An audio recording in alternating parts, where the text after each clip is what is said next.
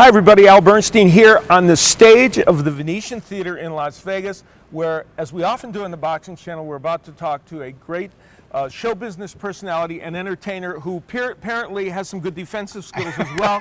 The great Clint Holmes. No game.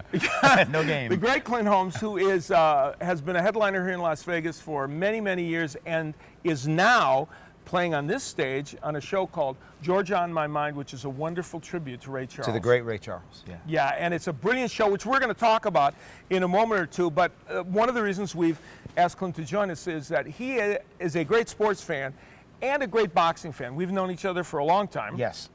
And over the years, we've commiserated about boxing, and you have your DVR set to all boxing. That's exactly right.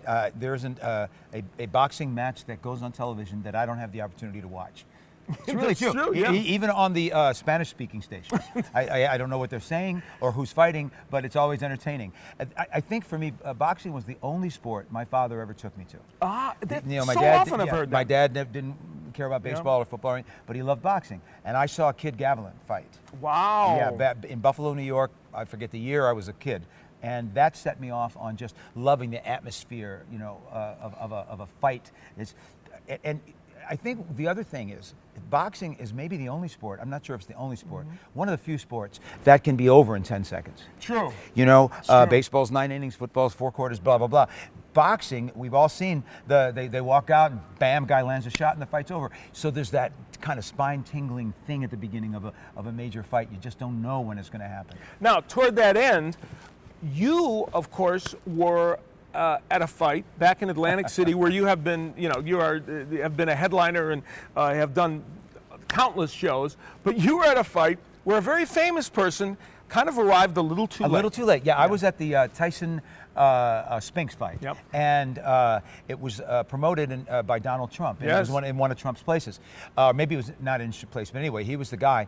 And the fight lasted 90 seconds, yeah, I think it was. Yeah. And what was funny was the fight lasted 90 seconds. Tyson knocked him out. And about a minute later, Donald Trump walks in, missed the whole fight. He and his troops walked in like a minute after the fight was over, and I can only imagine what he must have, what's going on, you know.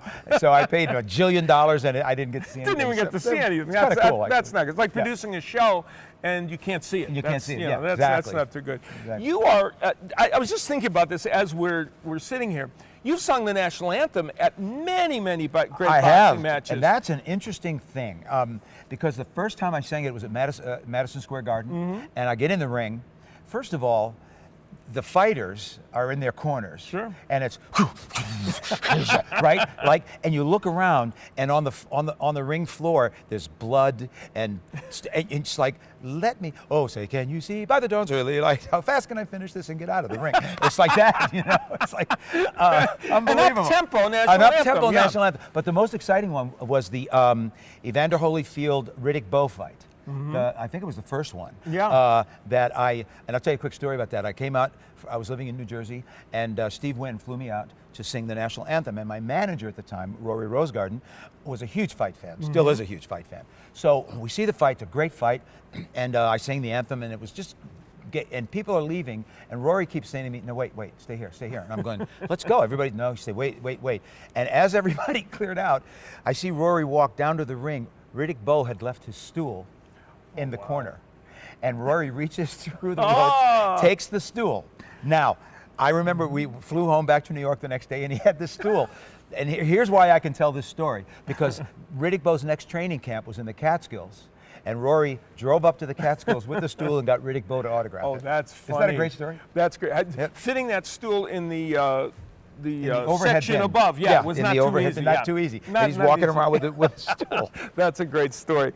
Now, for a lot of people in the world of entertainment, I found boxing has such an appeal, and people I've talked to have always said it feels like entertainment in a certain kind of a way. It is entertainment. Yeah. It's high style entertainment. It's an event. You know, especially the major fights. I mean, it's pure event. Well, you look at the people who come. You know, there's always 50 celebrities in the audience. As I say, it's as thrilling as any. I mean, I've been to Super Bowls, I've been to World Series games, because I'm a big nut for all of it. But I don't think there's anything more exciting than a major fight, the anticipation of it. and mano a mano, there's nowhere to hide, you know, and it reminds me of tennis in this way. When you watch a great tennis match, Yes. and there's a long rally, you can see where one guy just starts to have the advantage. The other guy's all of a sudden backing up and backing up, and you can see that in a fight too. Yeah, it's true. And even exchanges, and suddenly somebody hurts somebody a little bit, and you can see that momentum change. And it's really, it's just so exciting to me. That's a very good analogy. You should actually be you could moonlight as a sportscaster Okay, if you fine, wanted to. I mean, fine. you have so much spare time You on have a your sore hands. throat one day? Yeah, I'll call you in. I'll have the two things that I would have to say, I've said. Yeah. That would be it. Oh, you know what? I'd be saying a lot. That would come under the banner "less is more." Less you'd is more.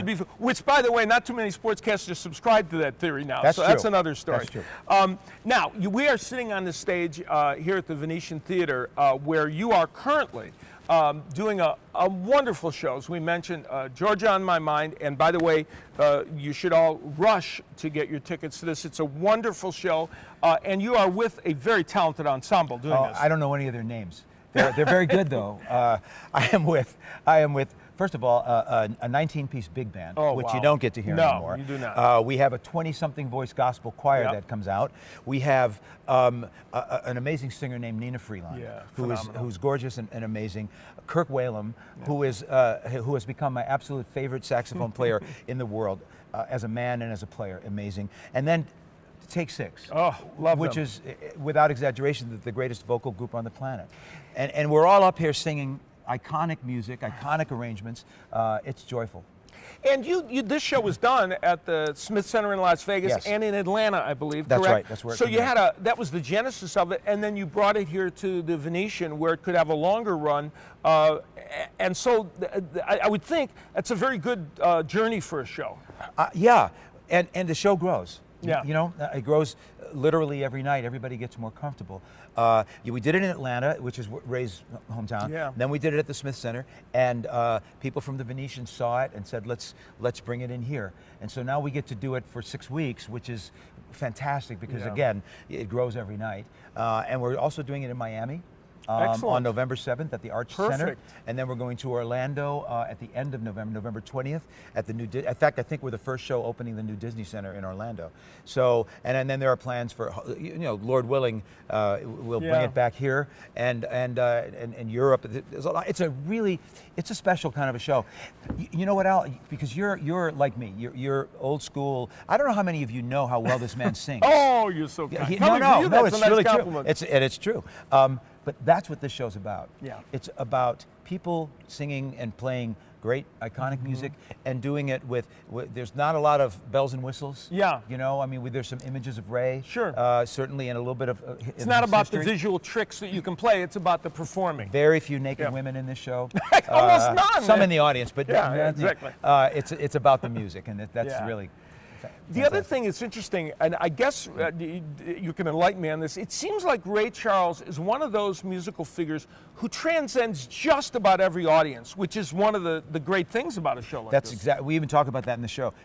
He had hit records or iconic records in every area, including country music, R&B, jazz.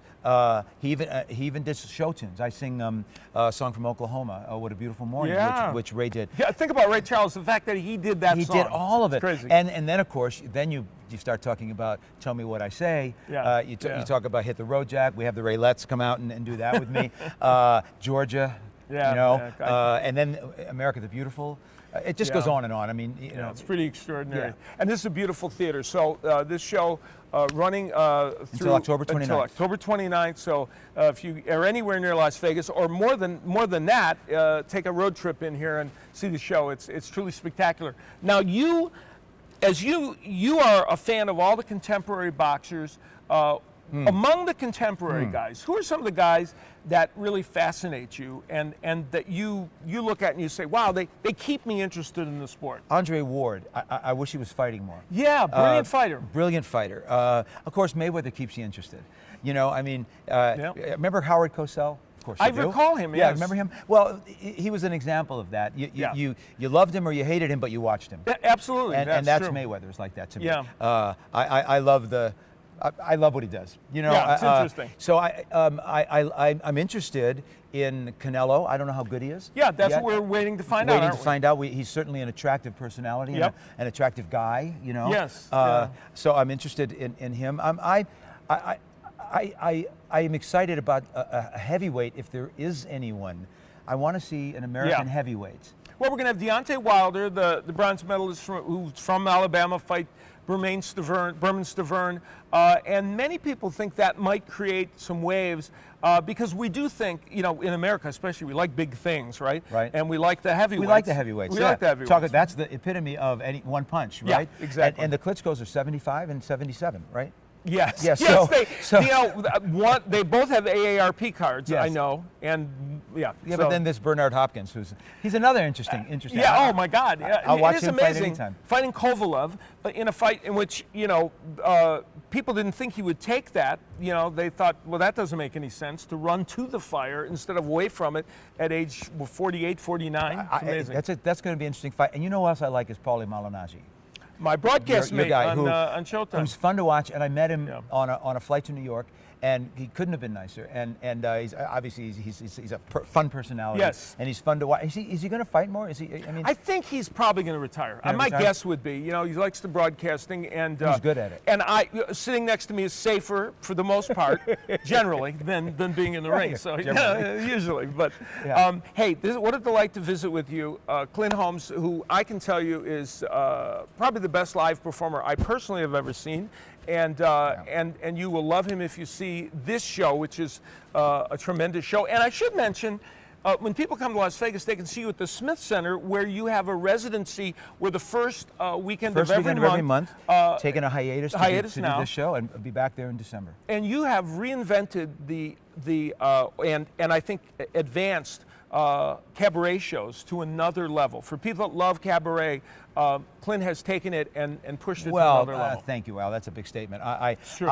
I love cabaret, and for people who don't know what's the difference, Yes. cabaret is nightclub with a bit of theater underneath it. Yes. You know, with that's a what it is. theme, so that you're there, you learn things. You have a great show. You have a show that you do on Paul Simon And Cole Porter. as if they would meet each other. That's the opening line. Yeah. So Cole Porter and Paul Simon walk into a bar. I love that. Yeah, and then the evening proceeds. That's a special show. We won a couple of awards for that show. That's a special so show. that is great. Clint Holmes, Al Bernstein. thank you for visiting with us. Clint, here at the Venetian, Georgia on my mind. And along the way, we'll visit with him again to get more boxing insights. But he's a good boxing fan as well as a great And we didn't entertainer. talk about the Redskins. Thank you for that. I deliberately kept that out of this conversation. I don't want to depress you before a show.